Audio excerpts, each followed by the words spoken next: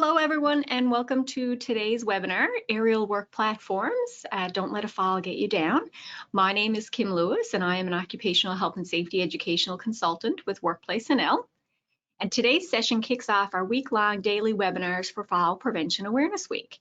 If you're experiencing any audio issues, if you just want to type it in your question box or your chat box, and I have Tammy with the NLCSA. She's doing some organizing for me behind the scenes, and she'll try to help you do any troubleshooting. Okay, so we'll get started. So Workplace NL has partnered with the Newfoundland and Labrador Construction Safety Association, or the NLCSA, and the Occupational Health and Safety Division of the Department of Digital Government and Service NL to promote Fall Prevention Awareness Week, which is aimed at the construction industry. So Fall Prevention Awareness Week will take place from February the 20th to the 26th, and our aim is to raise awareness about fall hazards and how they can be eliminated or mitigated, and to promote a positive workplace culture relating to fall prevention. So you can visit nlcsa.com to access a host of resources aimed at raising awareness about these hazards and the prevention, and there's everything there from live daily webinars this week to virtual toolbox talks, safe work procedures, and more. And I believe that Tammy has actually put the link there in your chat box for you. So if you wanted to jot that down. So just a few housekeeping items. So asking questions is encouraged. If you'd like to ask me a question, you can type it in your question or your chat window, whatever you see there, and I'll respond at the end of the presentation. Or if it's something certainly that Tammy can address, she'll respond as the presentation is ongoing. And if we run out of time, I can answer your question certainly in an email. And for those of you who are listening to who will be listening to the recorded version of the webinar, again, you can type your questions in the chat or the question box there, and we will still receive those and answer those via email. So every 30 minutes or so, I'll take a micro break. So I'll just ask you to stand and stretch and give your body an opportunity to change postures and kind of get the blood moving throughout your body. So today's webinar will cover an introduction to aerial work platforms and the common types.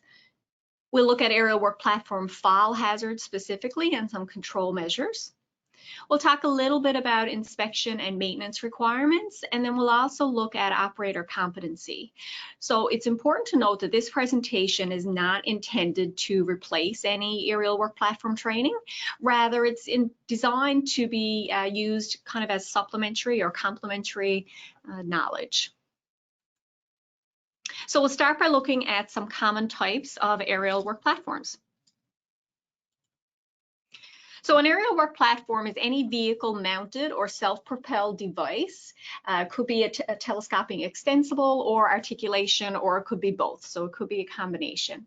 So there are many types of powered mobile equipment that are used for work. So aerial work platforms are designed to position workers and a limited amount, certainly, of materials and tools that they may need. Lift trucks are designed to lift the material, certainly. However, you can buy attachments that can be used to position workers. And then, of course, there's some earth-moving equipment as well. So if you're only going vertical, a scissor lift is the best choice. So scissor lifts consist of a work platform, as you can see there in the little picture there, and it includes the guardrails and a tie-off point. So crisscrossing metal supports that elongate and again that raise up and lower the work platform. There's a cylinder filled with compressed air or hydraulic fluid, again that elongates those supports.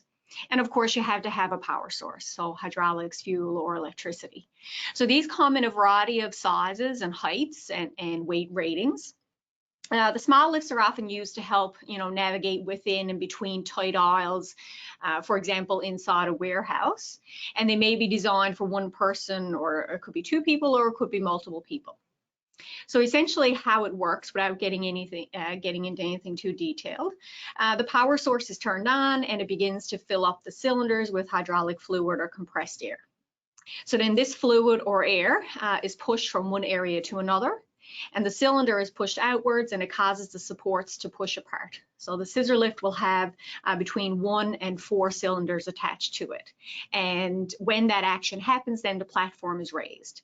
So when the operator wants to lower the scissor lift, they would release the pressure or the fluid in the scissor lift to reverse the above process, of course, and then begin that descent down. So the speed of the descent depends on how powerful the scissor lift is and how much weight the platform is carrying. So the down valve controls the flow of the compressed air or the hydraulic fluid by allowing it to go back into its original container. So this makes sure the scissor lift doesn't descend too fast. So the down valve isn't activated until the power source activates it. And the flow control valve handles the speed of the platform's descent by managing how quickly the fluid or the compressed air actually leaves the cylinder. So then we will look at booms. So if you need to reach both vertically and horizontally, a boom is the aerial work platform that you're looking for. So booms may be articulating or they may be telescopic. Articulating booms are aerial work platforms with multiple boom sections that hinge or articulate, allowing the operator to gain access to work areas. So telescopic booms then are AWPs with multiple sections that extend telescopically. So they are also commonly known as stick booms because of their straight appearance.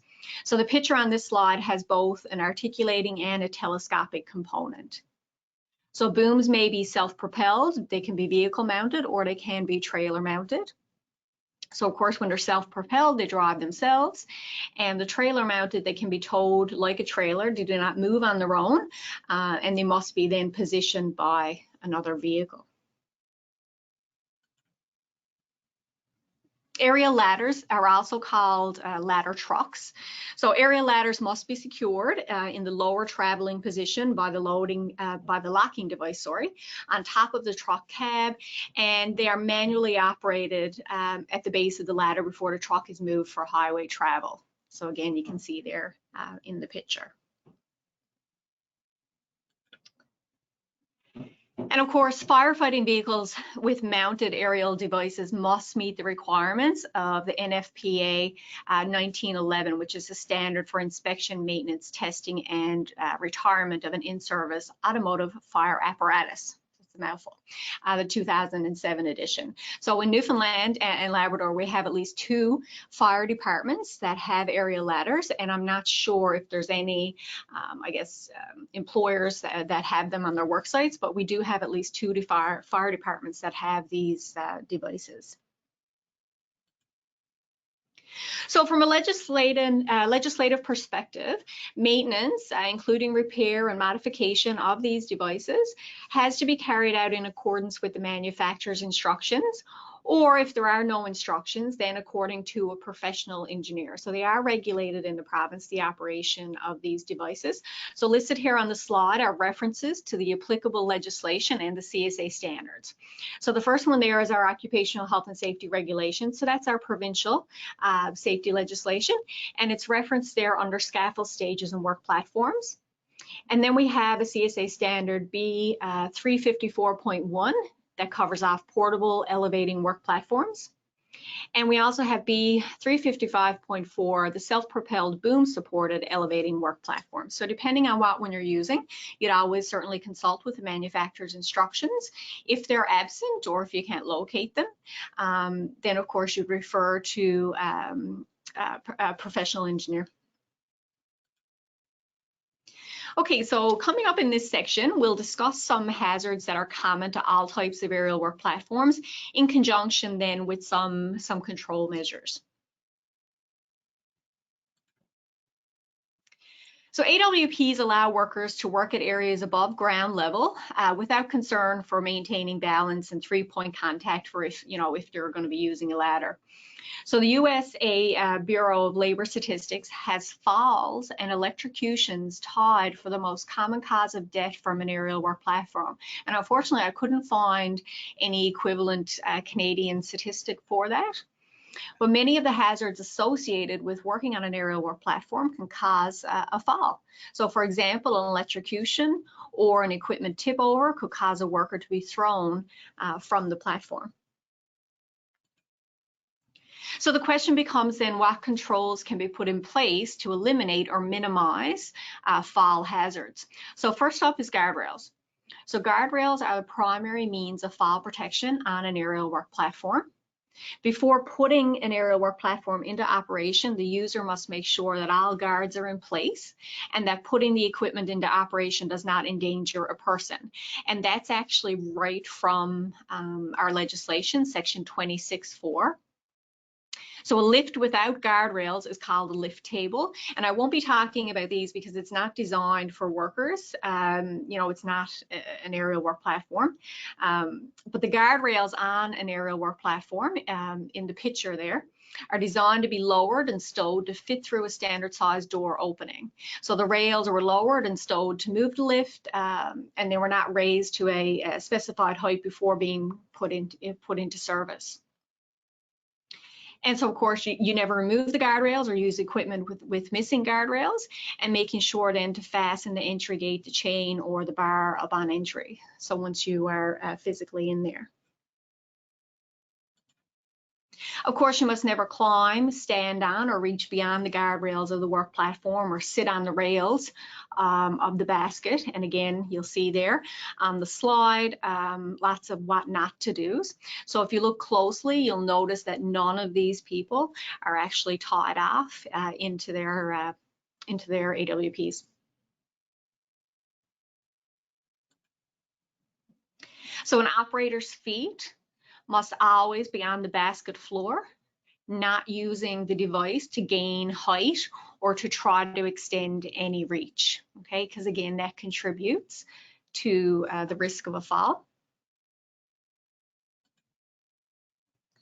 And the aerial work platforms in this picture blew over in high winds. So note that it landed obviously across the road, which there's not only a fall hazard for the worker or the workers that would have been in this lift, now there's certainly a hazard to the general public. So of course we're in Newfoundland and we just had this big windstorm on Friday night. So we know that wind ratings vary a bit. But most for aerial work platforms start at about 35 kilometers an hour. So they don't account for gusts of wind though.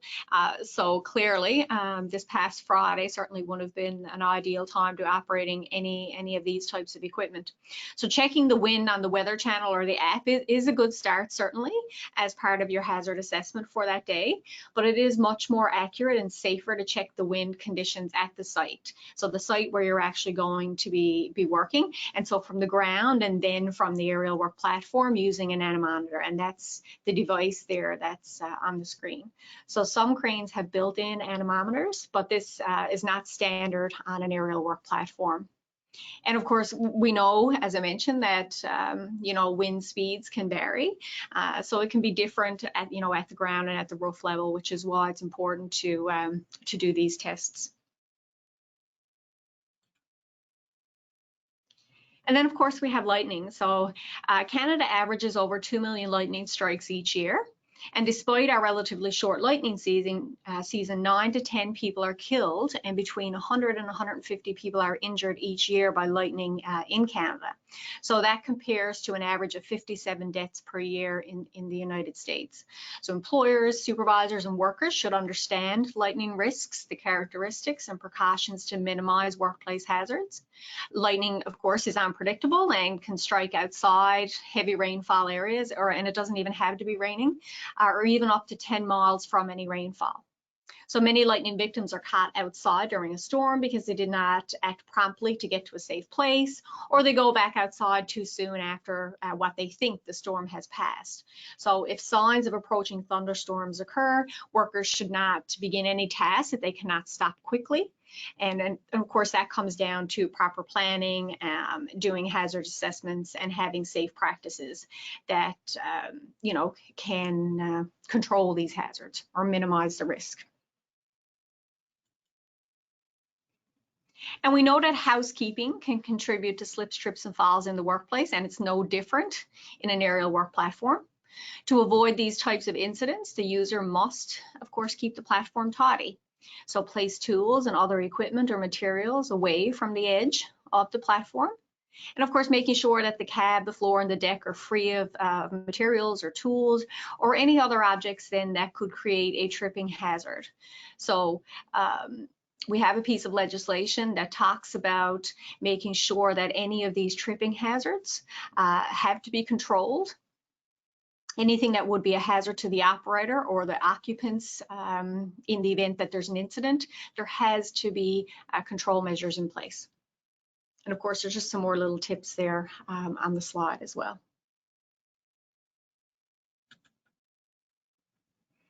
And also when we're talking about housekeeping, particularly if you have any compressed gas cylinders that are in your aerial work platform for the purpose of your work, they have to be stored upright and they have to be secured at least 2/3 from the top to prevent them from tipping over.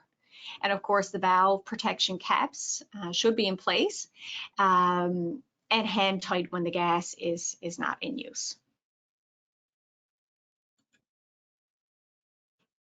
And we also do not raise the work platform with any cords, welding leads, or hoses that are tied to the handrails. So you use a tag line to raise these items when the basket is in the position to work. So again, you'll notice a trend in the slides here. We have lots of pictures and then with the red X, and that's just showing things, you know, not to do, things that are not acceptable, either from manufacturer's instructions, from the legislation, or from, you know, industry best practices.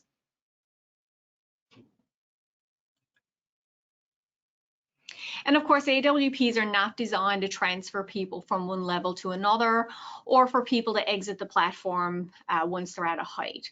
So people should only enter or exit the work platform at access positions at ground level.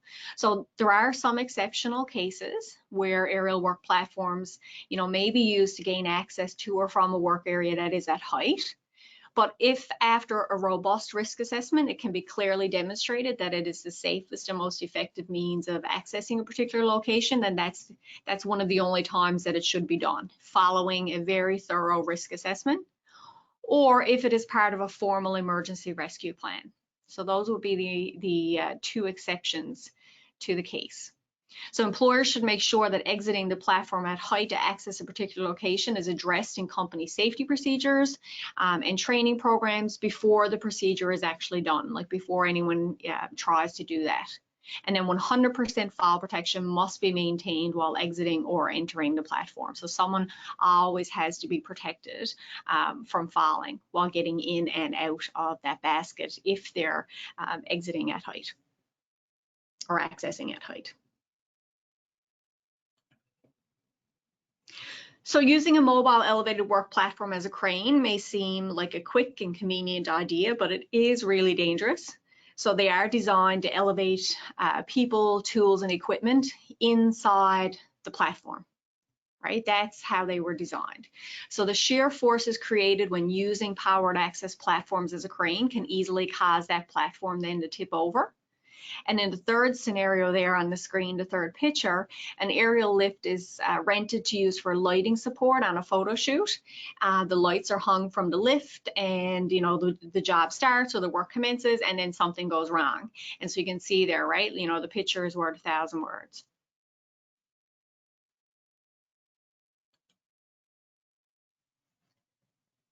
So most scissor lifts are not designed to be driven or otherwise operated on more than a 3-degree angle. So of course, ground conditions can play a role in fall hazards when you're operating these pieces of equipment. So where they are being used on an incline, of course, you need to set the brakes and use the wheel chocks. So there's a couple of pictures there on the screen. So the first one is just showing some signage and it designed to give the operator the indication of thinking about the percentage of the incline. Picture 2 then is an aerial work platform that is designed to be used on an incline because you'll note there the tracks, so that allows it to actually then climb up and be positioned safely. And on picture 3, they're using the Outriggers there to level the lift, okay, for uneven ground. So in addition to checking the incline or the slope, Of course, I always check the path of travel for any open holes, any uneven ground, or any other obstructions, before you actually attempt to move the lift. Again, I know I sound like a bit of like a broken record, but it goes back to doing your hazard assessment prior to the start of work, and not just assessing the hazards of the work you're going to be doing, but assessing the hazards associated with where you are going to be performing that work. And of course, to reduce the risk of tilting, short metal legs called outriggers, as we can see there in the picture, are attached to aerial work platforms. And the purpose of these on the scissor lifts and other aerial work platforms is to keep them stable. So some lifts come with the outriggers already attached, and others you can add them later as an accessory. So AWP outriggers come in various designs, and some fold out from the lift sides, others are fastened directly to the machine's framework. And the brakes must be set, and when the outriggers are used, they must be positioned on pads or certainly on a solid surface, okay, something that can hold their weight and support their weight. So next up, we'll just talk a little bit about safe working load. So in simple terms, the SWL, or the safe working load, is the maximum load a piece of equipment can lift safely. So it may also be called the normal working load, or the NWL. So it is the maximum, as I mentioned, safe force that the equipment can exert to lift, to suspend, or to lower a given mass without fear of it actually breaking. So overloading AWPs can result, of course, in structural or mechanical failures of the equipment. So here's a picture of an aerial work platform that tipped over from overloading. So when considering the safe working load, you must also factor in the weight of the tools and the equipment. So you're thinking about the weight of the individual is going to be in the lift, as well as the weight of any tools or materials or equipment that they need in order to be able to perform the work. So it has to include all those factors. So you'll note that the safe working load varies depending on the extension of the work platform. So the greater the extension, the lower the safe working load. So the safe working load must also be certified by a professional engineer when the equipment has been modified in a way that could potentially change the safe working load. So if you have done something to modify that equipment yourself, then it needs to be certified by a professional engineer to ensure that it is still capable of performing work and maintaining that safe working load. When there's wear, corrosion, damage, or any signs of fatigue that may affect the safe working load, a professional engineer needs to come in and do an inspection. The equipment is used in a way or for a purpose other than what it was designed for that may potentially change the safe working load. Or if an occupational health and safety officer considers a certification necessary. So those are the 4 situations where you would need to get your AWP certified by a professional engineer. So if you modify it, if there's any wear, corrosion, or signs of fatigue, or if you're using it in a way that it wasn't designed to be used, then they certainly need to come in and have a look at it. So when loading the AWP, it is important to not carry objects that are larger than the work platform, and also make sure that the loads are evenly distributed. So there are, options to retrofit lifts these days to make it easier to lift the large objects like the drywall, or could be sheet metal, or could even be glass. So there are options out there that you can safely load these awkward sizes into the platform safely.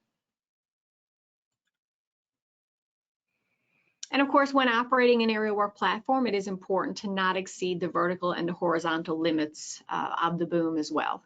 And so this information certainly would be found in your manufacturer's instructions because the rating varies depending on the placement of the platform. You can see there, there's a little chart or a table On the slide that gives options A through G about the placement of the platform.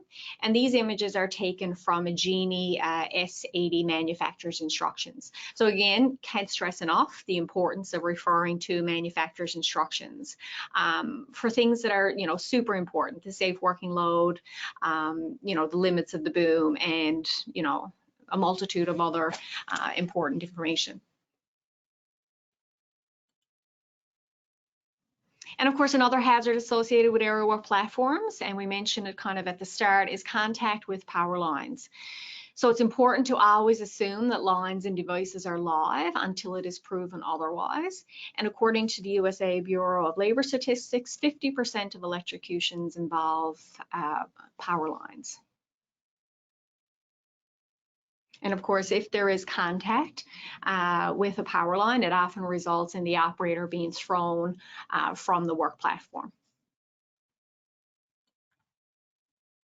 So when materials and ladders, scaffolds, or any other equipment, such as an aerial work platform, are stored, or they're going to be used or handled or operated near high voltage equipment and conductors, the employer has to receive in writing the voltage and minimum clearance distance from the power utility, so whether it's Newfoundland Power or Newfoundland Hydro, before work begins, and comply with the work conditions the power utility specifies then in the permit that they issue. You have to maintain at least 5.5 meter distance from that overhead or underground conductor if you don't have the written clearance. And then get permission from the power utility where a qualified worker must work within that minimum distance using an acceptable work procedure. So that's actually written right into our provincial legislation. So as most people, though, are not trained or qualified to, determine voltage by simply looking at a power line, the best approach is to just maintain that 5.5 meters from the power line, unless you are directed otherwise by a professional, okay? The average individual, like I say, cannot look up at a line and say, oh yeah, I know the voltage of that line. So it's safer to just maintain that 5.5 meter distance.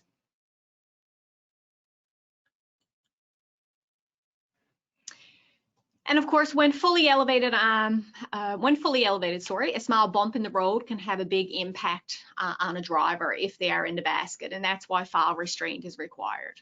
So this applies to all types of aerial work platforms. So the operators must never drive an aerial work platform when the platform is in that elevated position, unless the equipment is specifically designed for that purpose.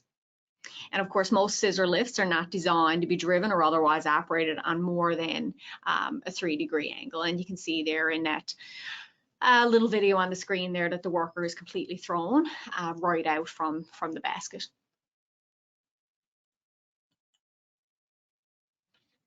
And aerial work platforms used in high traffic areas have the potential to be struck by a vehicle or any other powered mobile equipment that may be operating in the area.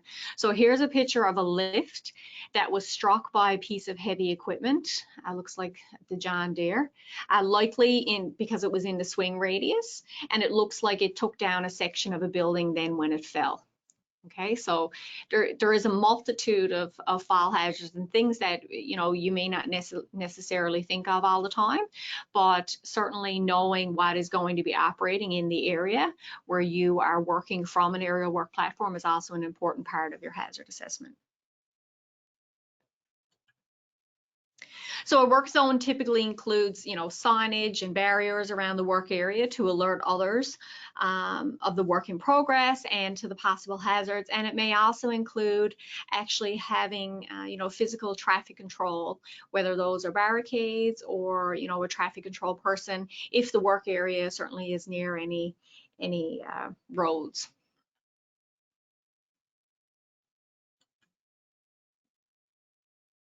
So when we get into talking about, personal protective equipment, and we've mentioned fall protection, and we've mentioned, fall restraint. So tie off in the work platform is a form of fall restraint. It's not fall arrest. So think of a tie off as a seatbelt that keeps the worker from being accidentally thrown from the lift in the event of a sudden movement. So certainly also useful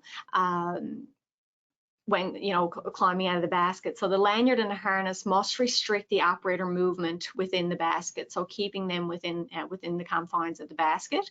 And our legislation also says, of course, that we must use or wear all necessary personal protective equipment and safety devices according to the manufacturer's instructions and training. So when you're using this fall restraint, it has to be used in accordance with manufacturer's instructions and training. So we do not tie off fall protection to the handrails or to the anchor points outside the lift. And I know from, you know, teaching fall protection training in my prior employment, of course, this was also always used to be a bit of a topic for debate in class about where the appropriate spot is for tie off. And the manufacturer's instructions tell us that that is being tied off to the designated anchor point inside the platform.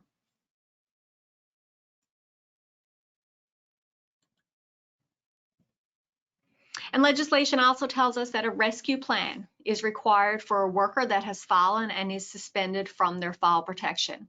So anytime someone is putting on the fall restraint for the purpose of working at height from the aerial work platform, a rescue plan has to be in place that will detail exactly the equipment and the resources that the employer has available to facilitate a safe and timely rescue.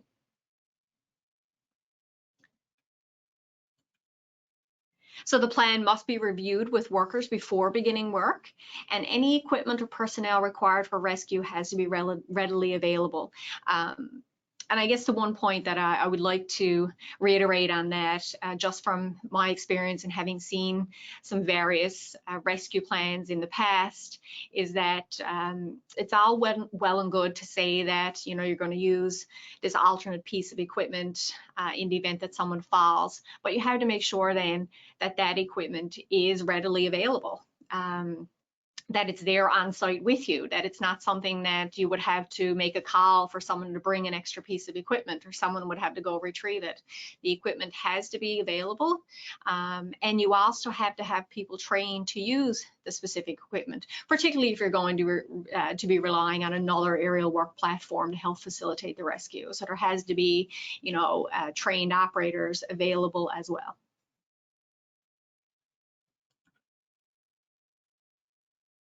And as with any incident at the workplace, it is important to report aerial work platform incidents to the supervisor or the employer so that they can do a thorough investigation to see what went wrong and what needs to be put in place to make sure that something like that doesn't happen again.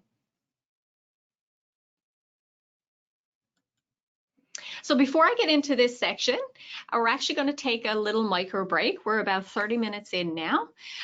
So I'm just going to walk you through a little stretch. You can certainly do it along with me if you like. If not, feel free to do whatever other kind of stretch you may need. And maybe that's a quick trip to the washroom or to get a refill of your water or your coffee.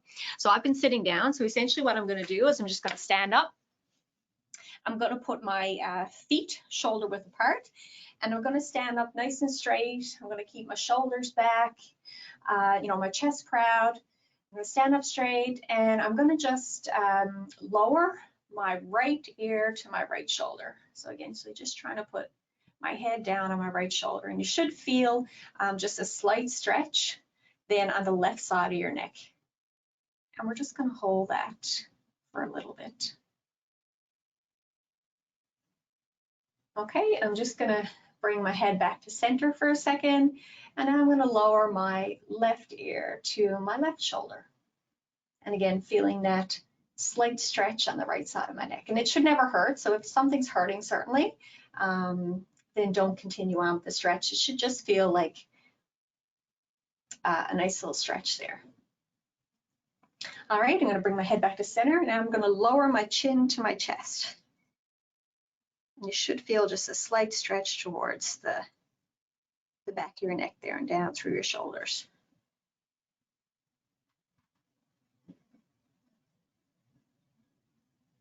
All right, guys, I'm just going to put my arms out, raise my arms up, you know, 90 degrees, put them out to my sides. Then I'm going to put them around in my back and I'm going to clasp my fingers together. So interlock my fingers together and I'm going to push my arms out, try to touch the wall behind you. You should just feel that stretch across your chest and down through your arms. All right, guys, a quick little stretch. Feel free to continue on, whatever your workspace allows you to do. If you want to continue to stretch for the duration of the webinar, then by all means, do that as well. I'll continue on, of course, in the interest of time. So in this next section, we'll take a look at inspection, maintenance, and operation requirements. So aerial work platforms must be inspected in accordance with the manufacturer's instructions at regular intervals to make sure that they are capable of safely performing their function and to identify unsafe conditions. So that's not the pre-use inspection that some of you are probably familiar with performing. It is typically done as part of a preventative maintenance program. So if you get your AWP from a rental agency, I would advise you to, or suggest, for you to request a copy of the maintenance record or make sure that a detailed maintenance check is done before you actually rent the equipment. And employers must provide safe work procedures for servicing aerial work platforms if they're, company property, including, the tires, the rims, the wheels, and making sure then that these procedures are being used and that there is maintenance being done and inspections being done on these pieces of equipment.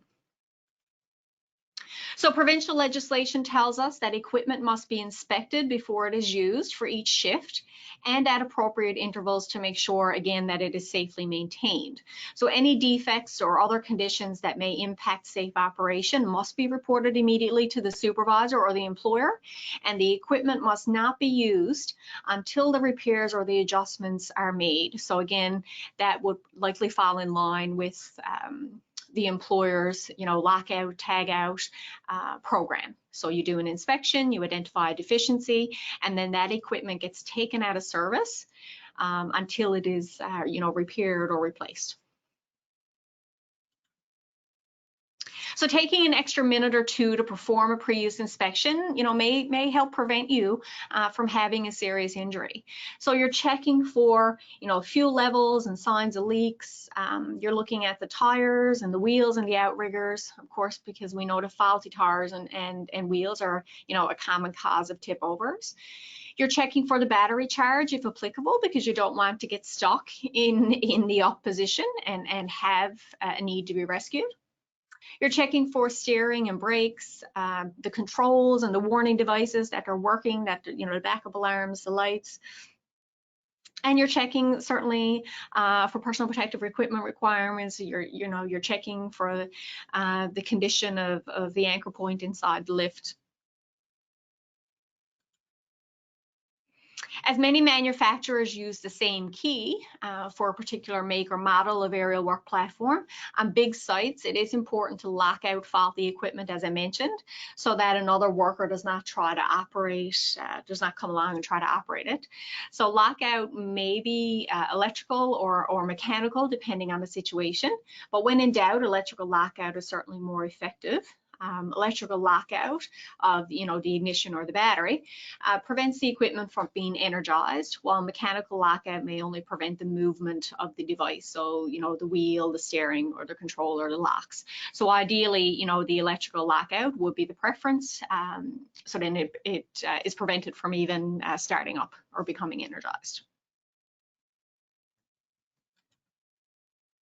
And it's also very important to as I mentioned, never modify or repair an aerial work platform unless you are qualified to do so. So any modification to that unit requires recertification by a professional engineer for the reasons that we have previously mentioned.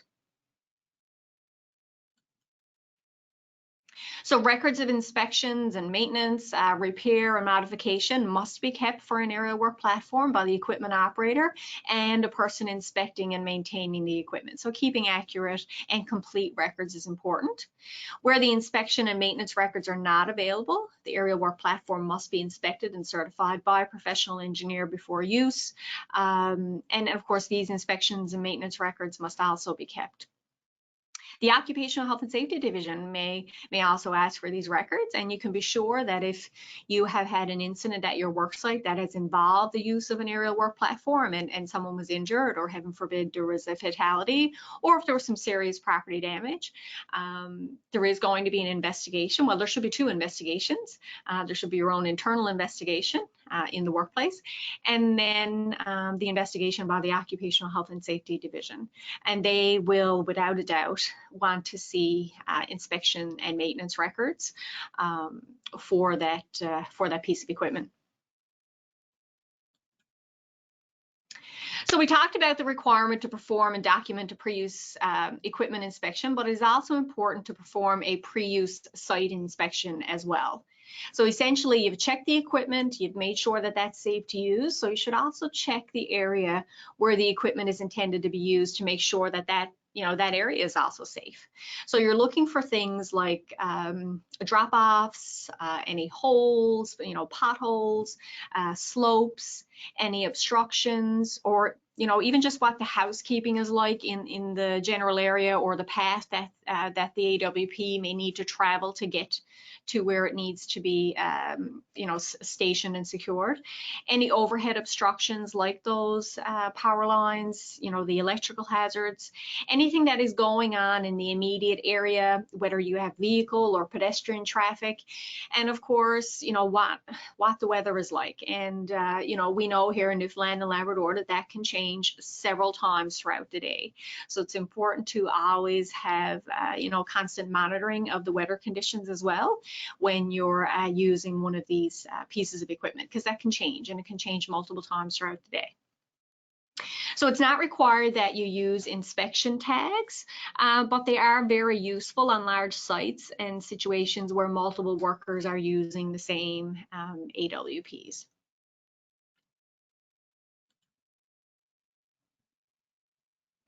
And we'll just, I guess in the last part of the webinar, we'll conclude the webinar by talking a little bit about operator competency.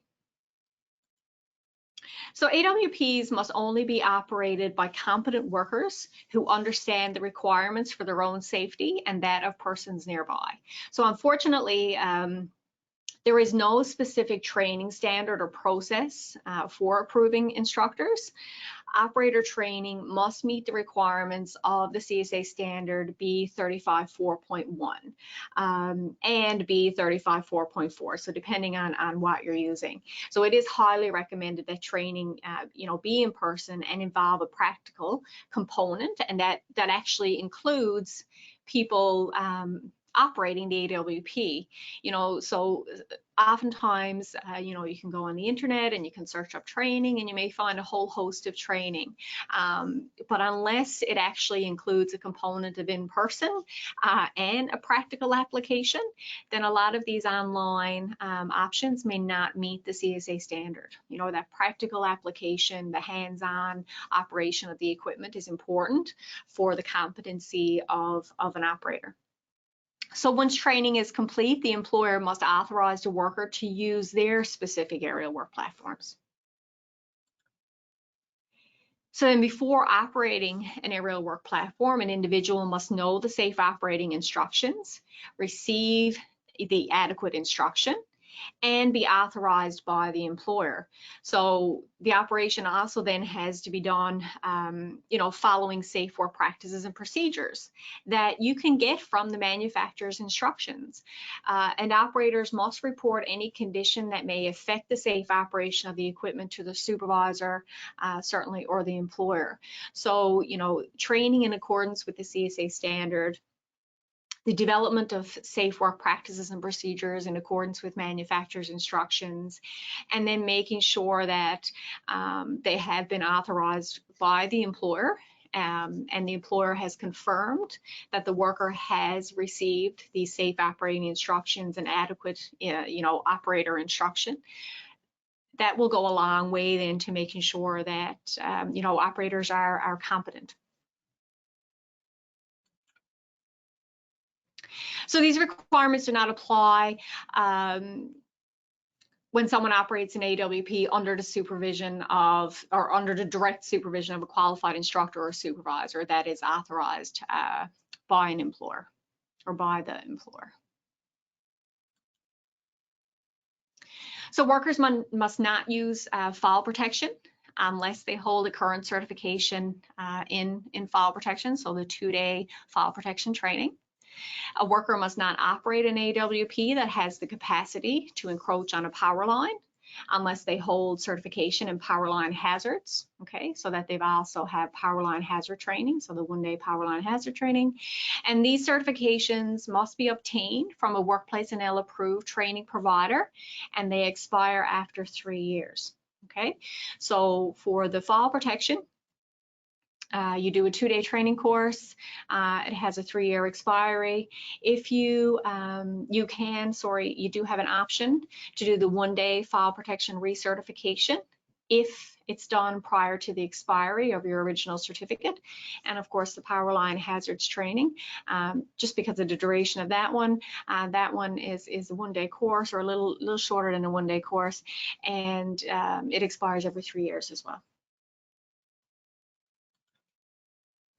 So for formal fall protection or power line hazards training, you can visit the CTR website or Certification Training Registry and select fall protection under the Certification Training Standards section, or certainly as well, the power line hazards is there as well. And that will give you a list of approved courses and training providers. So of course, as I mentioned up at the start, this webinar is not a substitute for the approved training. It was just used as supplementary or complementary knowledge. So if you are using an AWP working at height, fall protection training you can find is required, and fall protection training providers can be found on the CTR, as well as power line hazards training providers. So I guess in summary, aerial work platforms are a powerful tool, certainly to reduce falls, but they can also be very dangerous. So don't let a fall get you down. Know the limits of your equipment, know the manufacturer's instructions, and always wear your fall protection equipment. So I'd like to thank you for taking time out of your morning to spend with me this morning for this webinar. We certainly appreciate it. And you can visit nlcsa.com, as I mentioned, access a host of resources for Fall Prevention Awareness Week. I would encourage you to check out the website. We have daily webinars every day this week, and there's actually 2 on some days. There's a whole host of resources over there, and as I mentioned, Tammy put the link in there. There's resources related to AWPs. I believe there may be a copy of a sample inspection checklist. There may also be just some general safe operating procedures for overall AWP use. So I would encourage you to check that out. So we do have some time left. We have about 10 minutes or so. So if anyone has any questions, you can feel free to type them in the chat window, certainly, and Tammy will let me know. So I'll give you a few minutes there in case you have any questions. Yeah, while we're waiting there, Kim, this is Tammy. Thanks so much for taking the time to do that presentation for us this morning. And yeah, as you mentioned, on the Fall Prevention Awareness Week website, we do have a safe work practice for inspecting an aerial work platform. There's a sample aerial work platform checklist there, and there is a safe work practice for general operations. So yeah, I encourage everybody to go and take a look at the resources, toolboxes that are available. We've got toolboxes in paper format, but also short YouTube videos that you can use as well. So there's lots of resources. Again, check them out. And if anyone has any questions for Kim or I, we'd be happy to answer them.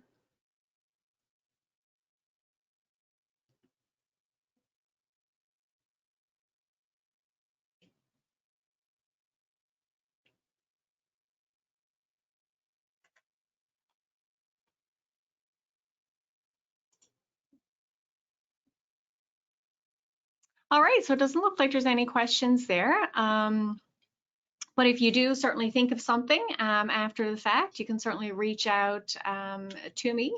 My direct line is 778-4806, or you can email me at kim.lewis@workplacenl.ca. So guys, again, thanks for your time and attention, and be sure to check out the Fall Prevention Awareness webpage.